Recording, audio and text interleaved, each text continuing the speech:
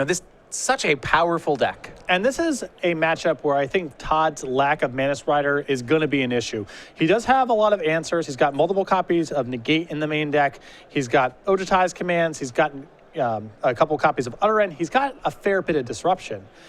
I just worry that without enough pressure, he can't hold on to the game forever. Yeah, I mean, this Eldrazi deck is just so redundant. It feels sometimes like you're playing against Tron. It's not, you can't just keep them off their late game. They always get there. Yep.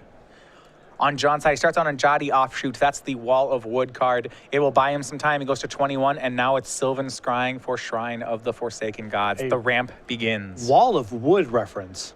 That's what it is. I'm rarely out old schooled. It's Wall of Wood. It's better. It's even a plant. I know. It's quite a bit better, though. The landfall trigger is not a small thing. I actually think Wall of Wood just has creature type wall. I don't actually think it is a plant. Yeah, back in the day, they were just walls. There's a lot of walls in Alpha. Wall of wood, wall of stone, wall of ice, wall of brambles. Yeah, I mean... Wall of swords. A lot of walls. Back over to Todd. Has not made a threat yet here. He'll get one now, though. On turn 3, it is Jace. Wall of fire. Wall of water. I always liked Wall of, what is it? The Wall of Vapor and Wall of Shadows. The 0 ones that you couldn't kill with creatures.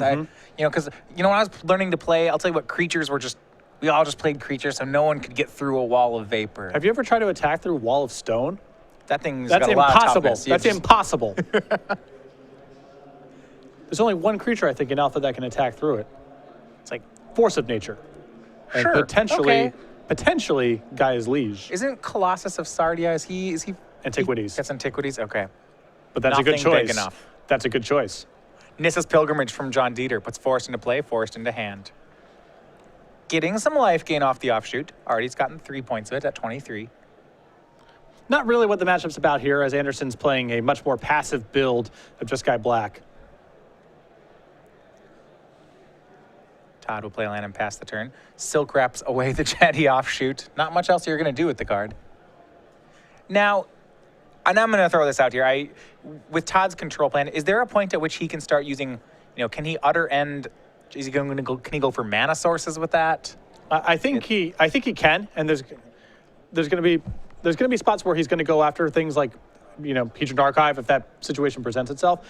The problem again is I don't know how Anderson really applies enough pressure to make those kind of tempo plays work. He can't go after mana, but some of the mana sources are non-lands. Sure. There might be spots where he can attack it like that, but without it being backed up by pressure, you're really just delaying the inevitable. All right, for John Dieter was Explosive Vegetation, so now he's up to 7 lands. That means that Shrine of the Forsaken Gods is counting double. John already has 8 mana sources on the untap. We are in Ugin range, perhaps with another Shrine. We are in Ulamog range, and things are great. John Dieter's at 26 at the moment. And Todd, even setting aside the problems in the matchup here, his hand's not really coming together in a good way. He's got to take through time in hand, lacks double blue. The rest of his hand is just some creature removal spells. Yeah, he has Crackling Doom, Kolagon's Command. No counter spells. So he's just at the mercy of what Dieter brings to the table now. On Dieter's side, we'll see if he starts going for threats. 8 mana sources in play. Here's Ugin. Can Todd answer? Test the waters. Yeah, this is the test spell, with perhaps. Ugin.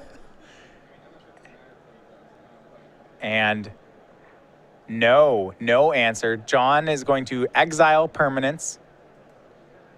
Gets rid of Jace, gets rid of Silk Wrap, gets a Jadi Offshoot back, plays another Offshoot, then plays land, gains 2.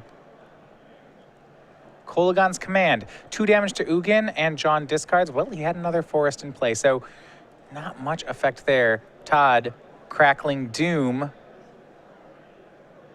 gets Ugin down to, or Kolagon's Command rather, gets Ugin down to 1 and gets John's last card. Yep.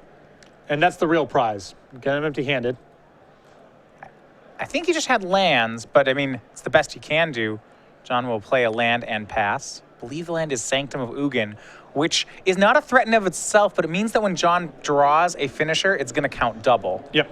And that's where the inevitability of the Eldrazi deck starts coming in. You just start chaining together your big plays, and it doesn't really matter if your opponent has an answer for one of them because they just keep coming. Yeah, Sanctum of Ugin, the rare out of Battle for Zendikar. Whenever you cast a color spell with criminal mana cost 7 or greater, You can sacrifice this land and go get another colorless creature card. So Ulamog getting Ulamog, Ugin getting Ulamog. Plays like this happen frequently. But there is a path here for Anderson to get back in this game. If he is able to get the Ugin off the table with something like Utter End, and then can get the Dragon Master Outcast out of the graveyard with Ojutai's command before Dieter is able to get another large threat, he may be able to steal this one. It's asking a lot, but it's not impossible. And this looks like a game one problem. We look at this dig through time, lots of cards like Fiery Impulse in Todd's deck, at least game one. Takes 2 off the dig through time though, finds a Jace, and I think it was a Fiery Impulse. Todd's drawing a lot of cards, but he's not going very many places. Here's Crackling Doom. Jaddy Offshoot dies. Ugin takes 1. It's almost enough, but not quite. It will be Jace and Fiery Impulse from Todd to take care of the other 0-3. But Ugin can just shoot down this Planeswalker. And Todd is out of cards. And John will do that. Immediately, Ugin ticks up. Jace is done. John plays land for turn and was Shrine of the Forsaken Gods. So now even if John sacrifices that Sanctum of Ugin, he'll have enough mana for another Ulamog. Todd, land go. Not able to remove the Ugin. We're back to John. Ugin will continue to go to work. Todd down to 10. John may not even need another finisher here. Well, Anderson is still drawing to Utter End. He can still get the Ugin off the table with the right draws. Uh-oh.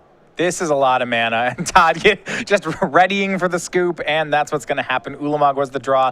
Game 1 over to John Dieter and Green-Red Eldrazi. Not a big surprise there. Like I said, I think without there being enough pressure in Anderson's deck, he's really going to struggle game 1 in the matchup, but he has a lot of his sideboard devoted to Eldrazi decks. Yeah, he just made it look easy there, really.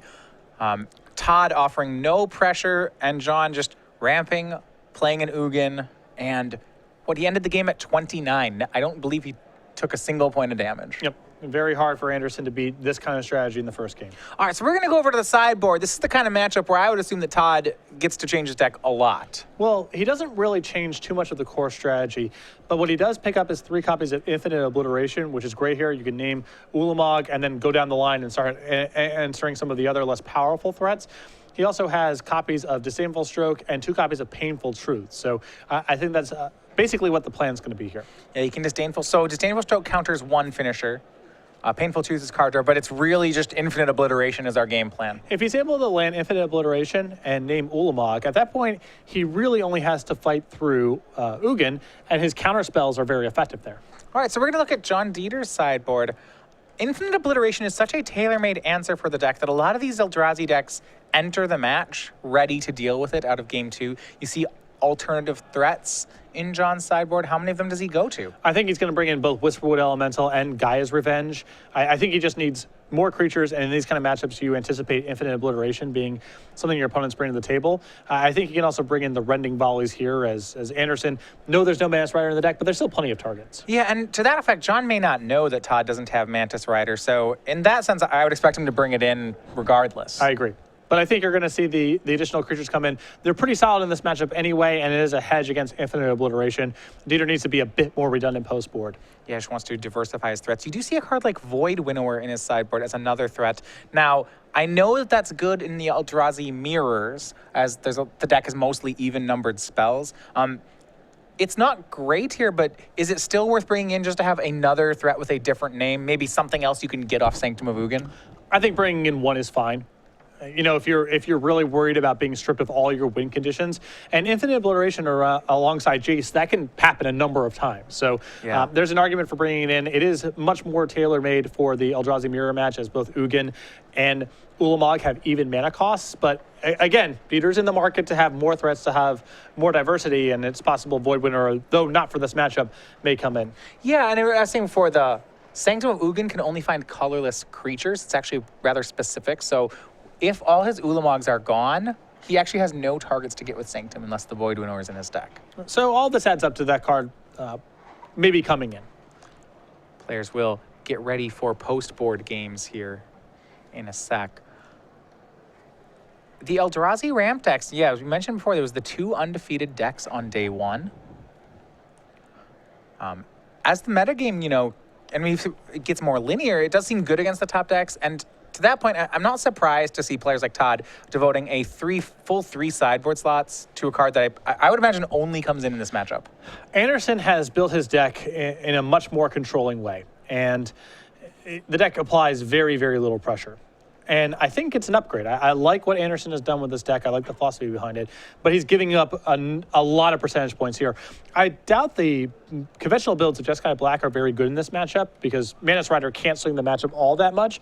But Anderson is basically punting game one. And Dieter's draw wasn't even that great, what we saw in game one, and Anderson couldn't really fight back. So he needs to devote a lot of it, and instead of playing with cards like Negate and Disdainful Stroke, which help a little bit, but maybe don't shift it around that much, Anderson's dedicating 3 copies of Infinite Obliteration. Very narrow card. Not even the easiest card for him to cast. But yeah, it's double black. He knows that he's giving up a huge amount of points in this matchup game one and needs to make it up in the post-board games. All right, well, Todd's on a 6-card hand. A little scowl there from him. Not sure how happy he is with it, but has to contemplate whether or not it's better than a 5. Would love to see an Infinite Obliteration in the opener. I don't know if he got just that, but we will see how this plays out. Starts out on Mystic Monastery, and it is the 0-3 once again from John Dieter. We see some sideboard action. Todd has this time a Negate in his hand. That will be some help. Soulfire Grandmaster, a good card here, though not going to get much damage in because of the 0-3. Yep. Though Anderson does have Negate in hand, so if the game drags on long enough and this isn't killed, that's potentially a route. Sanctum of Ugin, Sylvan Scrying for John Dieter. He's going to get a Shrine of the Forsaken Gods. Sylvan Scrying is a really interesting inclusion in this deck. I imagine most of the time it's getting Shrine of the Forsaken Gods, but the fact that it can, in a way, find a threat, via Sanctum of Ugin is extra utility. I'm surprised we have not seen on camera yet someone go for the Blighted Woodland on the second turn, and that, to me, feels like it should be pretty common. That's a nice mid-range way to ramp up your mana. I suppose that you don't get it in spots where you already have one of your 4 mana acceleration spells. Sure, because at that point, it's just better mana to get a Shrine. But if your hand's a little soft on acceleration, being able to go get the Woodland seems great. Yeah. Nissa's Pilgrimage was the attempt for John. Todd at the ready with Negate. Not to mention the Blighted Woodland is ramp that can't be countered if you're worried about something like Negate. You see on Todd's side, he's filling up the graveyard. His hand is all lands and dig through time. He's been using Soulfire Grandmaster to gain life, continues to crash it into that Jaddy offshoot. But once again, we're in the spot where John Dieter has started at 20 and his life total has only gone up. Yep. And Anderson a little bit short of casting Dig Through Time this turn. He can only get 3 cards in the graveyard along with 4 mana. So he's going to have to wait till next turn to be able to cast it. Potentially too late by then. It might be too late. No play from John, so Todd will fetch. However, based on the fact he has 3 Infinite Obliterations in his deck, with a Dig Through Time, he is odds on to find at least one of them when he casts it. So not next turn for the Obliteration, but the turn after, Todd is a good bet to cast. That said, he'll have to pick the right finisher. Or he can just draw it this turn. Well, that seems like the best plan, is to just draw Infinite Obliteration. And that's what Todd's going to do. He only has single black, but the fetch land will take care of that. Excellent draw. That's the way he could speed it up a turn. Goes for Sunken Hollow. Here's double black, and now we will get to see that sideboard card in action. And I like Todd's patience here. Might as well dig this turn and then untap with Gas in hand plus an Infinite Obliteration. Give Dieter more opportunities to draw one of the creatures in question. Yeah, and he can do that because looking at John's board, he knows there's not a finisher coming on the immediate turn. The Dig Through Time finds another dig and a Jace. He bottoms a slew of lands.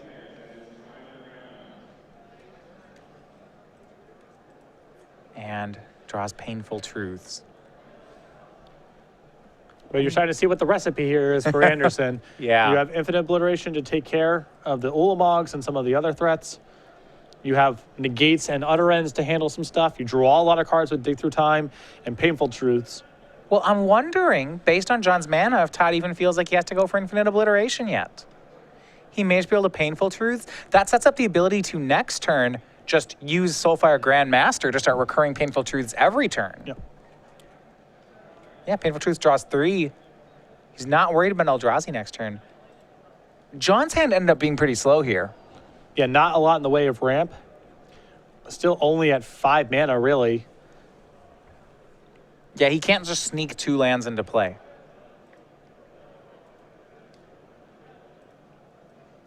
And for Todd's side, he'll fetch, play Jace and Dragon Master Outcast. 6 lands in play. That's a fast clock. And the obliterating can start next turn. Would still have to watch out for Ugin. That would be the best out from John. But from the Eldrazi side, we haven't seen much this game. He turned to, it was Jadi Offshoot and a Sylvan Scrying into Nissa's Pilgrimage. That was it. And this is a pretty nice one out of John's board. This is Nissa's Renewal.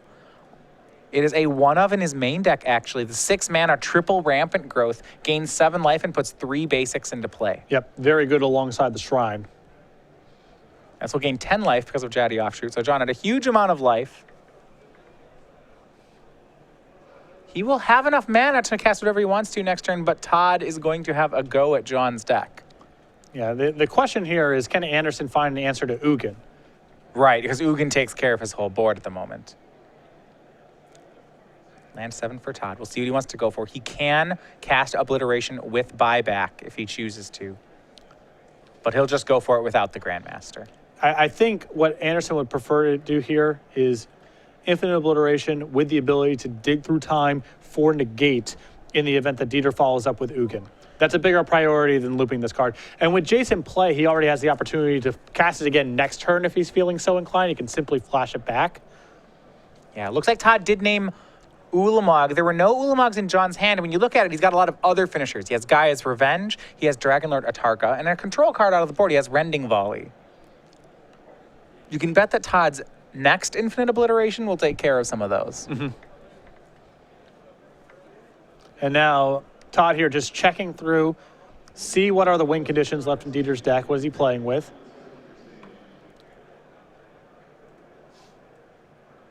You can see with the sideboard all the different threats that John has boarded in. I do not believe we saw Whisperwood Elemental among the cards. It's a bit of a surprise to you. Not necessarily. It's not the best threat against Todd's deck, but I was expecting just all the creatures that are viable win conditions to come in anticipation for the sideboard plan. And it's possible if Dieter didn't really have Infinite Obliteration on his radar, that Whisperwood Elemental will come in for the last game, if we get there. So after the Obliteration, Todd will go ahead and swing in with the 2 ground creatures. That'll put 1 damage in, John down to 34. Todd, however, gets to flip Jace this turn if he chooses to. And can have another board card. He'll see him playing a land there, and he's just going to pass. So why not actually flip the Jace there? What's the advantage in not getting your Planeswalker? I think Todd probably would like more information off of the dig through time before doing anything with the Jace. Keep in mind, Todd also has a Disdainful Stroke, and he's got enough cards in the graveyard where he can dig and leave 2 mana over. So there's no real rush to loot right now, and what he wants to loot away may change based on what Dieter does with his turn. Well, we'll look at just what John wants to do there. I mean, if John doesn't get a threat down, that Dragon Master Outcast will run away with the game. And Dieter has an opportunity here to just land Dragonlord Atarka here and take care of, say, Soulfire, Grandmaster, and Dragon Master Outcast. Seems great. If he goes for the Jace, we probably will see Todd turn it into a Planeswalker. And maybe that's the reason to not flip Jace. It does protect it from Dragonlord Atarka, although if you don't flip it. Looks like Dieter might have drawn a good one. Yeah, Ugin seems just about right. And this is why Todd was very patient with his mana this turn. He wanted to protect himself from some big play, and now he gets a lot of looks at Disdainful Stroke or Negate to take care of this. If he misses, though, Dieter is out in front in a big way. Yeah, Dieter gets the whole board. So can he find Negate or Disdainful Stroke? He's going to start with a Jace loot. Finds Dig Through Time. That discards Mystic Monastery. That will flip the Jace. But if he doesn't find a counterspell, Jace being flipped versus unflipped isn't going to matter. Here's a big Dig Through Time. If Todd finds a counterspell, he's in great shape. If he finds Utter End, he's okay. If he misses entirely, he's in big trouble. Painful Truths, 1 more card, and he misses completely. Infinite Obliteration, Painful Truths, lands, Jace, those were the finds. And Todd Anderson can't be happy about that one. Painful Truth's Utter End is not a terrible consolation prize. It looks like, though, he's passing on the Utter End. Yeah, I took Painful Truths. We'll see what the other one was in a second there. John immediately exiling the board. Now, the danger from Todd is that, in addition to that top-decked Ugin, John also has Gaia's Revenge and Dragon Lord Atarka still in the grip. And that's going to be tough for Todd. He can, if he has an Infinite Obliteration in hand, he can obliterate one of the cards in John's hand. But Ugin on the board, as we saw last game, that was enough for John. He really didn't need much else. Did John sacrifice Sanctum of Ugin when he played Ugin?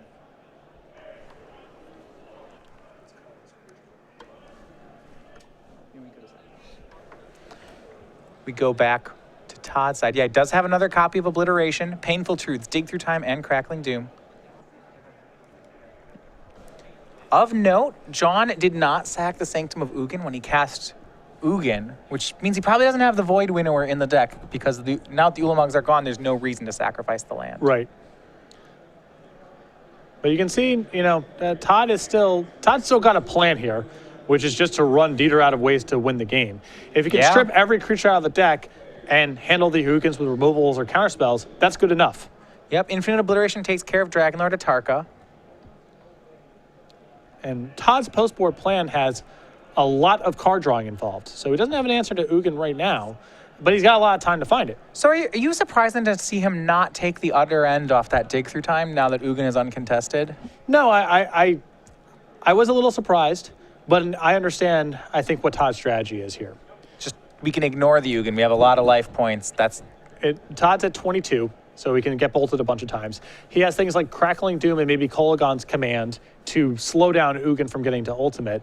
And I think Todd just really values having the card drawers to find an answer to Ugin, enough counterspells, and enough copies of Infinite Obliteration to strip every win condition out of Dieter's deck. That does make sense. So on John's turn, he's going to cast Explosive Vegetation, get more lands out of his deck. He still has a Gaia's Revenge left in his hand, but as we know, Todd has that covered with Crackling Doom. Interesting. So in a sense, yeah, Todd can just, as funny as it sounds, he can really ignore the Ugin for a while. Here's Dig Through Time, another Infinite Obliteration, Soulfire Grandmaster, negate Crackling Doom. It's really cool to watch this because the way that Standard is now, it feels like most people's sideboards are, you know, a little bit more removal for this matchup or a little bit more card drawing for this matchup. Todd has a plan here. Yeah, it is obliterate everything. He is trying to execute a very specific plan in this matchup. Yeah, this is his last Infinite Obliteration. He took that and the negate. Drew Crackling Doom. So if he obliterates one more time, he gets all of John's creatures. And with that negate, he has the next Ugin taken care of. He seems like he's one utter end from locking John out. Not quite. There's several Ugins in the deck, but Dieter will be running very low on relevant cards left in the deck. Yeah. Todd's side is going to infinitely obliterate yet again. John's hand is Gaia's Revenge, Rending Volley, so because he didn't play that Gaia's Revenge last turn, now he's going to lose it. Todd goes through the deck, gets the other Gaia's Revenge, gets to check out what he has left to play around. It looks like it's just Ugin, no more creatures. Well, should correct. There's not that there's no more creatures, it's that Jati offshoot just doesn't matter. Todd will cast Painful Truths. That's lose 3, draw 3. Hits land, Jace, Ojutai's Command. Gets to leave up negate if he cares to, and he doesn't. He'll play Jace and a land and pass the turn. And even Ojutai's Command here essentially represents a full turn because 4 life is more than what Dieter is doing with his turn, which is simply activating Ugin. Yeah, Dieter uses his last card, that Rending Volley, to take care of Jace, plus his Ugin to shoot Todd down to 13, plays Secure the Wastes, and will pass the turn. Now, in a sense, Todd, I don't think he minds that Jace is in the graveyard. Now he can Ojutai's Command it back when he wants to. His draw of turn, Soulfire Grandmaster. With enough mana in play, that can give him some late game. He's really just on the hunt for a spell that answers Ugin. At that point, he gets to set up negate with Soulfire Grandmaster back, and I think that does actually lock Dieter out of the game. That seems pretty likely. Yeah, if you only have to answer Ugin's left in the deck, negate plus Soulfire should do it. You see, end step, Todd is going to go ahead and use Ojutai's Command to bring Jace back into play. Draw a card, it's Mastery. Another Rending Volley is going to take care of Jace, though. And here's Crackling Doom to keep Ugin down to 9. Yeah, all Todd needs to focus on is keeping Ugin off of the requisite loyalty to go ultimate. Well, now, bear with me. Even if Ugin ultimates, Todd could win through that. It's gaining 7, drawing 7, then putting 7 permanents into the battlefield. Yes, Todd could win through it, but those Crackling Dooms can't do anything else at this point anyway because Todd's removed every creature from Dieter's deck, so you might as well cut off that option. Sure, that is what the card does now. So Master of the Unseen will be the play from Todd. He'll pass the turn. Remember, Ugin can exile Mastery, but cannot exile those manifests. So they are colorless. And this is another way for Todd to pressure the Ugin down a little bit. Yeah, well, I mean, at the very least, it means that John can't bolt Todd with the Ugin. Yeah, anything that forces John to spend a turn doing something other than bolting Todd is at least a draw step. And with the amount of card drawing in Todd's deck, it's probably worth more than that. So the Ugin does -2. That takes care of Mastery of the Unseen. Todd manifests in response. Then John casts Explosive Vegetation. More lands into play. It's just Ugins in John's deck at this point. He's got Todd down to 10. So 4 more Ugin activations. But as we suspect, the Ugin in play is the only one left that matters. Once Todd removes it, Soulfire Grandmaster plus Negate should lock John out.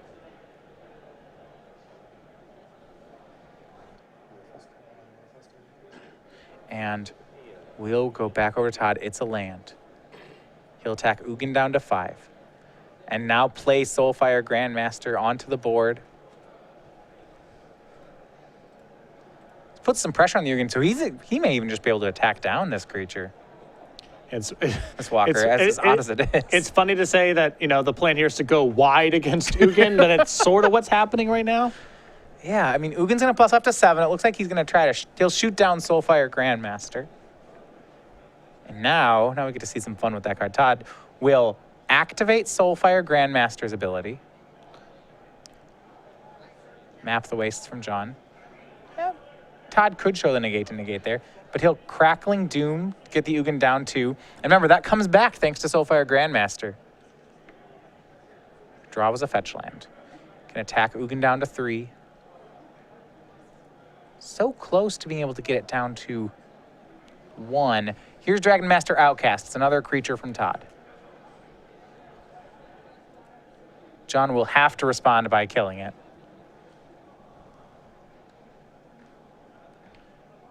If Todd gets... well, it's actually interesting. We'll see what he chooses to shoot here. I mean, he could shoot the Manifest, let Todd have a dragon, and then -1 the Ugin. That is true. He'll go with the safe route. He'll just take care of the Outcast. There's an argument for it. I think this line is a little bit safer. He still ends up in a good spot next turn if nothing too bad happens. And now Anderson with a perfect draw. That is what he was looking for. It was the second copy of Utter End, the one that he didn't put on the bottom early in the game. So Ugin is gone, and now we are on an empty board. Todd has a Manifest in play. A lot of life to get through on John's side, but Todd has 1 negate in hand, so it'll take multiple Ugins from Dieter. Yeah, the upshot here for Dieter is at least there's no Soulfire Grandmaster in play. If there was a Soulfire Grandmaster in play, he would be locked behind the negate. So he can still basically draw perfectly to get out of this. And here's Ugin. It's going to get negated. Checking if whether or not John has a Haven of the Spirit Dragon. I don't believe, despite all those lands, that he has found it. Has 1 in the list. Yep. But if it's not in play, that's no good. Meaning that Sylvan Scrying is also a relevant draw. Yeah, Sylvan Scrying will find Haven and we'll get back Ugin. Todd continues to swing away, but until Todd has a clock of sorts, there is a lot of time for John to draw something. Here's Explosive Vegetation. We will see if John even has basics left. Looks like he has 1, so now he's out. 2 Ugins still remain, 1 Haven, and some number of Sylvan Scryings. I think 3 of them. So he has 6 live draws. And Anderson's out. I mean, he's just on, just lands in play, lands in hand. Big draw for Todd, though. He drew a Jace. However, Dieter, Rending Volley on Jace. Takes care of it. Both players top decking. That's Jaddy offshoot for John. That's not terrible. And blocks. I mean, Yeah. It may, whatever. looks like it'll get Crackling Doomed. So, John, that's taking 2 there. Here's another swing from Todd. A big draw for Todd. It's Soulfire Grandmaster. If Todd finds a counterspell with it, that will lock him out. I think that it's possible Todd moved a little bit too fast there with that Soulfire Grandmaster, or with that Crackling Doom. He could have drawn Soulfire Grandmaster and looped it. He has all the mana in the world to work with. So I think he just got ahead of himself here. But big play from John Dieter. He drew the Sylvan Scrying. That was one of his outs. Finds Haven the Spirit Dragon. Haven the Spirit Dragon goes into play, sacrifices, gets back Ugin, and here is Ugin again. Can Todd answer? No, he cannot. Ugin is back on the board. I'm interested to see. I guess Dieter to race here still needs to handle Soulfire Grandmaster as the first order of business. Yeah, he'll take out that 2-2. Ugin ticks up. We go back over to Todd, and he drew the other end. That's the one he put on the graveyard so long ago. We are looping through the deck, ladies and gentlemen.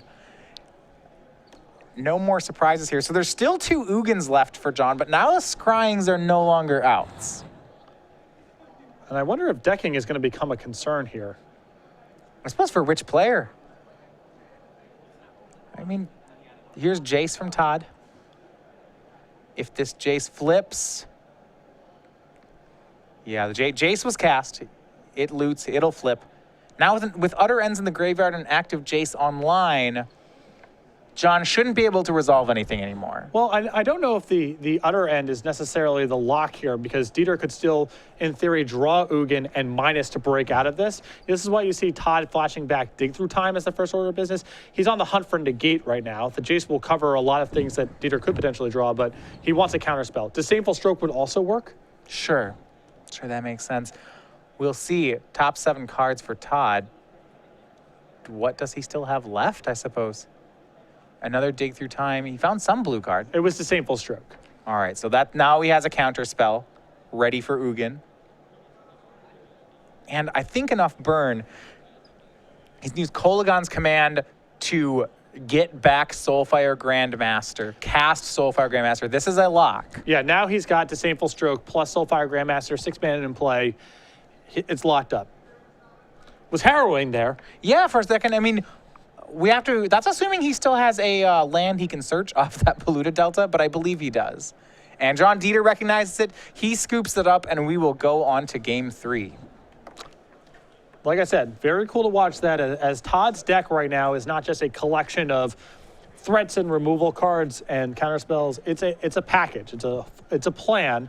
He is trying to lock Dieter out of the game, strip all of the creatures out, and win the fight over Ugin. Was able to do it in game 2. Yeah, and for a couple moments, it looks like he may not get there. Especially, I think, when John got that last Ugin off Haven of the Spirit Dragon. I was concerned on Todd's side. Yep. Well, there were definitely some, Todd could have missed from that spot. He was only at 8, and he only had a couple turns to find an answer. Not that many copies of Utter End left in the deck, and a lot of the other cards cut off, but Anderson able to draw Utter End on time, and once the Soulfire Grandmaster came down with Disdainful Stroke in hand, Dieter was locked out. And well, the first postboard game goes in favor of Todd Anderson. We will have one more game here. Remember, we are in round 14 of 15 here at our Standard Open. Winner of this, not necessarily into the top 8, but for the loser of this, will not be winning the tournament today. So this is an elimination match. Players are going to quickly get ready for Game 3. While they do that, we're going to quickly tell you about Star City Games Game Night if you haven't heard about it. This is the promotion we started this year at stores around the country that host Star City Games Game Nights for their week. For any tournament during the week, Star City Games will bring you exclusive pins and tokens from our creature collection to give away as prizes. If you want to get these, such as November's pin of the Otter, make sure to sign up at one of these local stores that is already running a game night, or in the situation that a store in your area is not running a game night, you can talk to them and they get signed up for it, and we can get tokens for the upcoming months, including our upcoming promos of December's Reindeer token for the holidays, and in November, it'll be the 5/5 Demon token of Grizzly brand. Remember, we have just changed the shipping rates to get these kits to Canada. We are now charging just the flat U.S. domestic rates, so if you're a Canadian store who has not signed up for Game Night because of the shipping charges, it's become a lot cheaper. Head over to starcitygames.com/Game Night for more information. Contact your Star City Games in-store play representative. What's very interesting about that game is both players basically got to saw the entire deck from everyone else. John knows there's no Manus Riders in Todd's list. And with Dieter now aware of Anderson's plan, I wonder if he goes to the sideboard and grabs the Whisperwood Elementals, grabs the Void Winnower, and just tries to have more stuff in the deck. Yeah, maybe he gets away from some of that rending volleys that he was doing. I think the Rendon Volleys are still fine, but the Jotty offshoots have nothing to do with the game that Todd's playing. Yeah, both players playing very fast here. John Dieter was on the play. We see Todd with a turn 3 Infinite Obliteration. Going to waste no time in stripping the threats from Dieter's deck. They turn 2 Soulfire Grandmaster. We go back to John. He had no plays on turns 1 or 2. And it'll be Nissa's Pilgrimage, turn 3. Forced in play, forced into hand. And with 3 Infinite Obliterations in Todd's list, if I'm on John's side, I almost just assume that Ulamog will never happen in a post-board game. Yeah, it's interesting. Maybe you go down to 3 copies because you just assume that they're going to get removed from your deck. So you don't want to draw them as frequently. Yep. There's a lot of interesting sideboard that Dieter can do, but I think he wants every creature can get his hands on. Soulfire Grandmaster attacks in. Todd starts with some damage. That puts Dieter down to 18.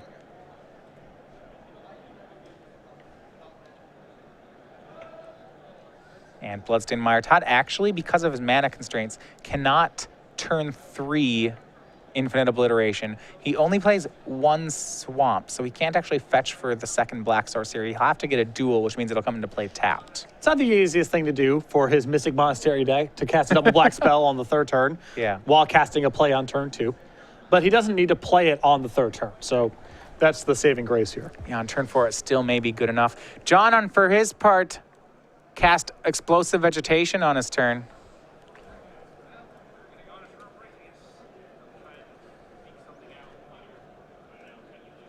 And here comes Infinite Obliteration. Ulamog will be the chosen card. And he's going to go to work.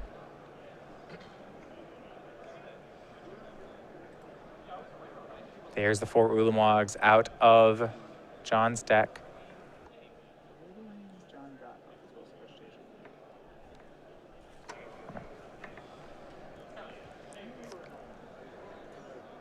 Four Ulamogs in the deck, 4 Ulamogs exiled.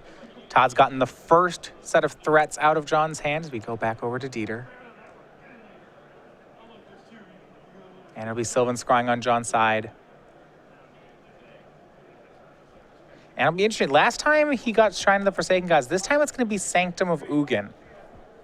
So if he's getting Sanctum here, makes you think he's brought in Void Winnower? I believe so. It's the only other colorless creature in his deck. The utility lands that can get threats for him are Sanctum of Ugin, and he also can, as we saw in Game 2, can get Haven of the Spirit Dragon. Though we saw in his hand right now, it's just all mana. Yeah. Soulfire Grandmaster will swing in for Todd. Continues to beat down. John is at 14. Todd, Painful Truths, Crackling Doom. Past the turn, I think he's assuming that Dieter's play this turn is going to be Gaia's Revenge and wants to hit it on curve with Crackling Doom. Ugin looks like it has been drawn in the meantime for John. So here is that Gaia's Revenge you talked about. It'll resolve, but Todd will Crackling Doom it. John will drop to 12 on the play.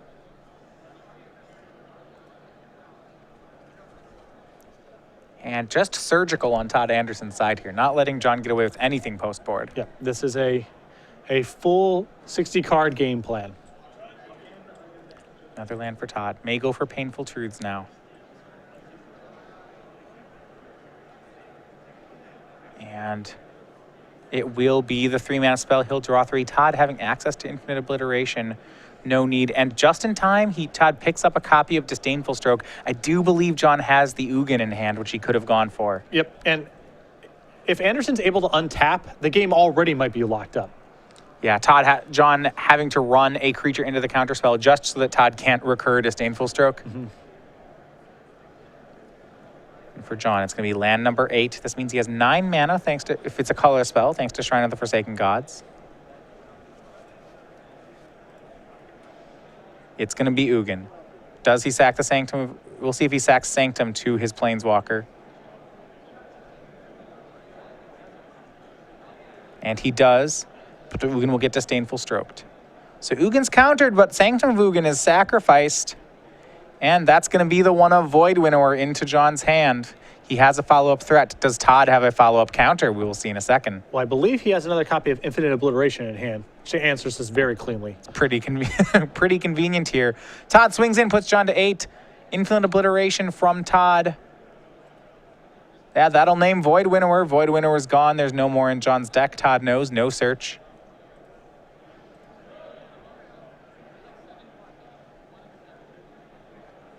He will play a land. He has John down to 8.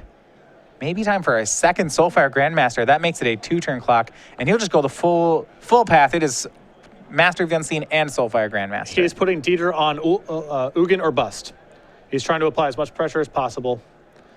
He can't stop Ugin anyway, so he's just going full bore, put everything on the table, try to end the game in 2 turns. Draw for John was Map the Wastes. That's not going to do it. Todd will get an attack, and now with 8 lands in play and that Mastery, even Ugin does not, I don't believe, will be enough if John draws it on the following turn. Well, actually, it's not enough now because Todd can simply loop Kolaghan's command, shock you, rebuy, untap, Then shock do it you. again? Yep, Yeah. he's got it. So here's 4 damage in for John. He goes from 8 down to 4. Untap, a draw. Does he have another play? We believe Todd has it regardless, but on his side, John has nothing, and there's the extension of the hand. So 2 games to 1. Todd Anderson takes the win. He moves 1 match away from the top 8, defeating the Eldrazi deck. After a difficult game 1, he goes to a well-rehearsed sideboard plan and gets both the post-board games. That was a clinic. That was great to watch. Well, like I said, you don't see a lot of matchups in Standard where it feels like someone completely alters the way their deck looks and the matchup in the post-board games. It's a little bit more likely against decks like Eldrazi because the matchup's a bit more extreme and there's angles of attack there. But Todd was able to flip the matchup around entirely, felt like he was in a huge hole game 1 and dominated both of the post-board games with Infinite Obliteration, Painful Truths, and a really precise game plan. Just ran Dieter out of options. Yeah, Todd, unable to deal a single point of damage game 1, then takes both sideboard games. Impressive for him. 1 more win, and we will see him in the top 8. And I think the fact that his deck is also built differently was very helpful there because